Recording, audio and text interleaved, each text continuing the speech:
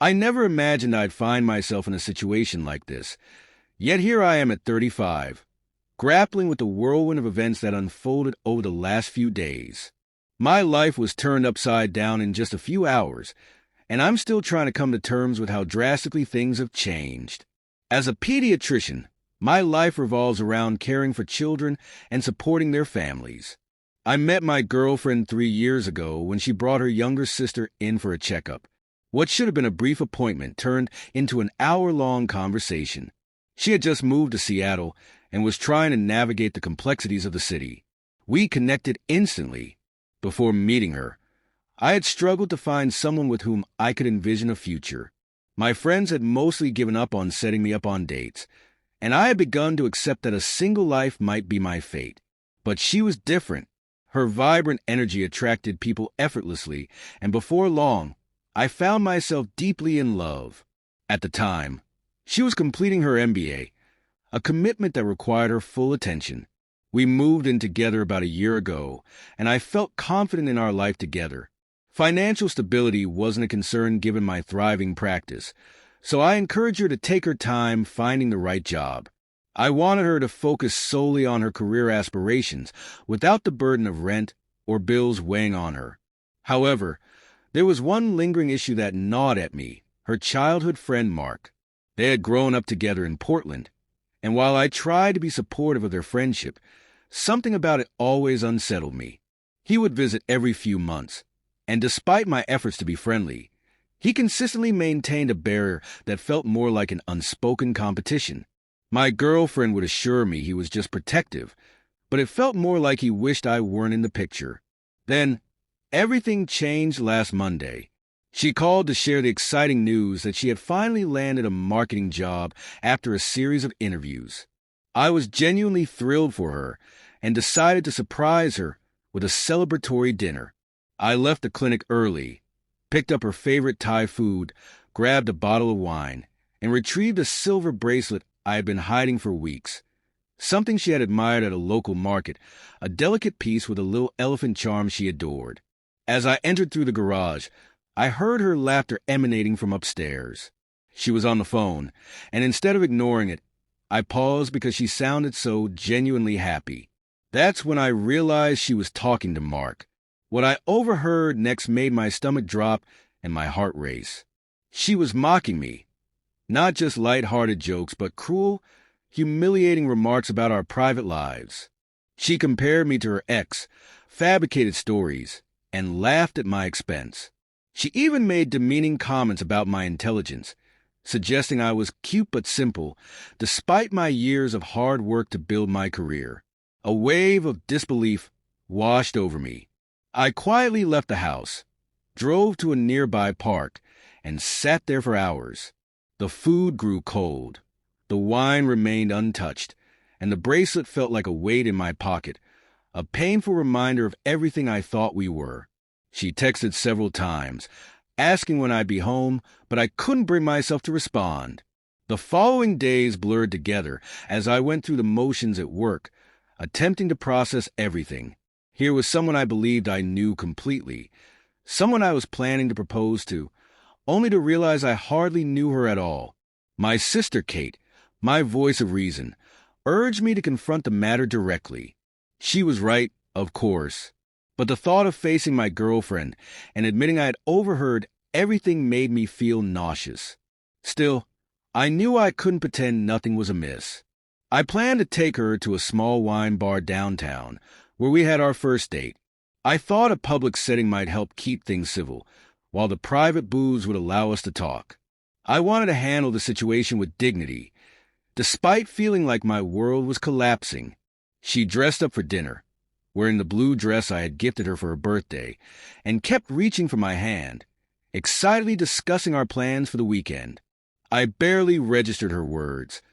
All I could think about was what I had overheard. After we received our drinks, I began to speak. I told her how much she meant to me, how I had never felt this way about anyone before, and how I had even started looking at rings. She attempted to interrupt, professing her love, but I needed to express everything I felt. Finally, I asked her why she had said such hurtful things to Mark. At first, She feigned confusion, claiming she had no idea what I was talking about. Even when I told her I had overheard the conversation, she continued to deny it, putting on an act as if she were in a play. If I hadn't heard it myself, I might have believed her. "I would never say anything like that about you," she insisted, reaching for my hand. "Mark knows how much I love you. Why would I make fun of you to him?" I just stared at her, waiting for a genuine response. She oscillated between claiming I must have misunderstood and stating she had never had that conversation. It was exhausting and infuriating. Ultimately, I told her it was over. I informed her that my brother would be at the house while she gathered her essentials, and that she could return for the rest later. That's when the tears came. She pleaded for guidance on where to go and what to do. I reminded her she had friends and a new job. Then she said something that cut even deeper. The things she said were only because Mark brought out a different side of her, and sometimes it was easier to laugh than to cry. That was the tipping point for me. I told her she could go back to Portland, to Mark, or to her ex. I was indifferent. Suddenly, her tears ceased, and she began to yell, accusing me of being a terrible boyfriend. She declared that she never truly loved me and claimed she would have rejected my proposal. She hurled my words back at me, but this time she was not laughing. In a public place, she began screaming, attracting attention. She ran outside, and despite my hurt and anger, I couldn't leave her alone in the cold. I offered her a ride to collect her belongings, but reminded her she needed to find somewhere else to stay. The drive home was silent, thick with tension and unspoken words. My brother was waiting outside when we arrived, while his wife remained inside as my girlfriend packed a bag. A friend came to pick her up, and I thought that was the end of it. But that night, the text began, first apologies, then sadness, anger, and finally fury. I didn't respond to any of them. The next morning, I informed her that her remaining items were packed and on the porch for her to collect while I was at work. I should have anticipated that it wouldn't be that simple. When I returned home, I was met with chaos. Somehow, she had entered the house. Perhaps she had made a copy of a key. Everything was in ruins.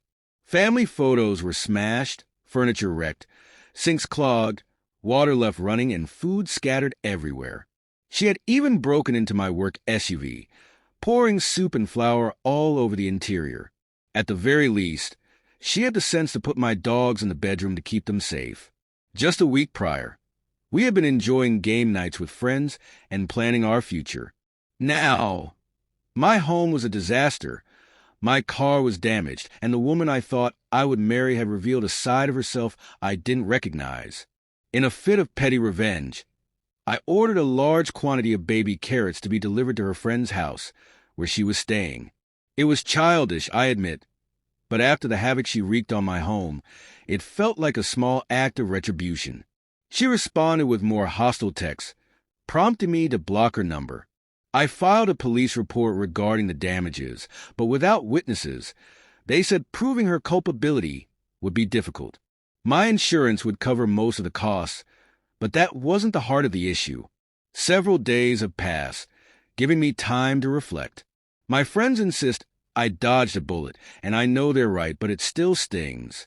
After investing 3 years into a relationship and planning a future, it's not easy to simply turn off those emotions. I've been reviewing our relationship, searching for warning signs. I work long hours at the clinic, and sometimes brought that stress home. We had argued about it before, with her expressing that my job took precedence over our relationship. I tried to make adjustments, but being a pediatrician sometimes means late-night calls and emergencies. Still, I don't believe I was a bad boyfriend. I supported her throughout her schooling, encouraged her ambitions, and was there when she needed me. Yesterday, my friend Tom came over to help me clean up the mess.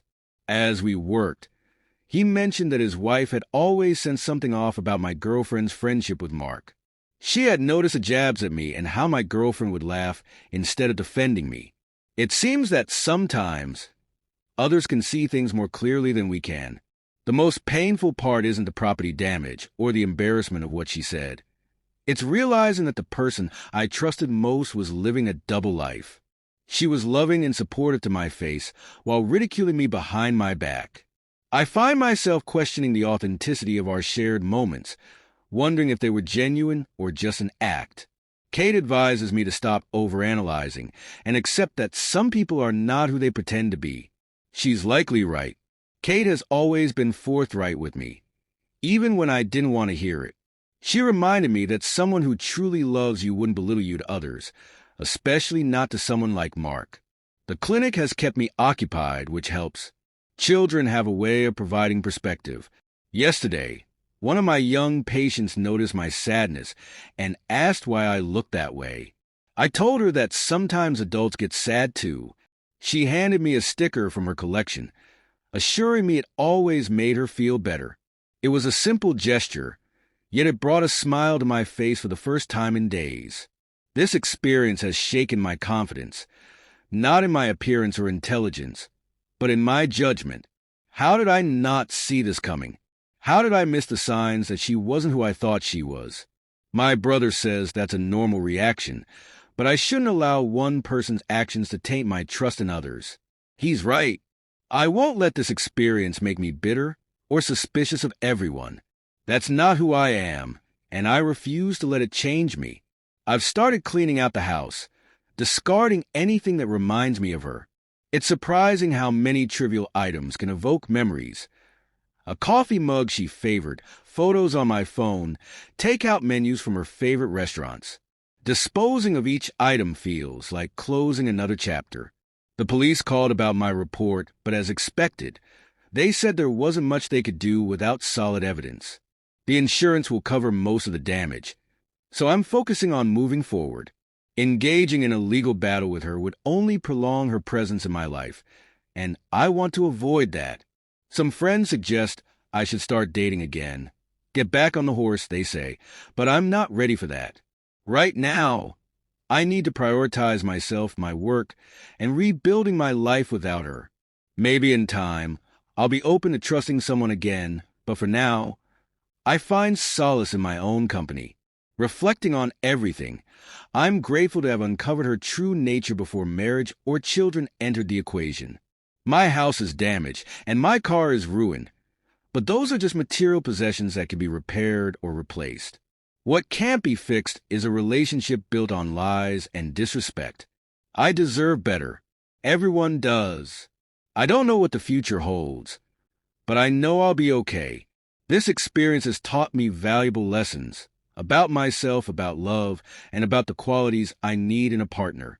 When I eventually start dating again, I will look for someone genuine, someone who is the same person in private as they are in public. Most importantly, I will seek someone who understands that true love doesn't involve tearing each other down behind closed doors. For now, my focus remains on healing and moving forward one day at a time.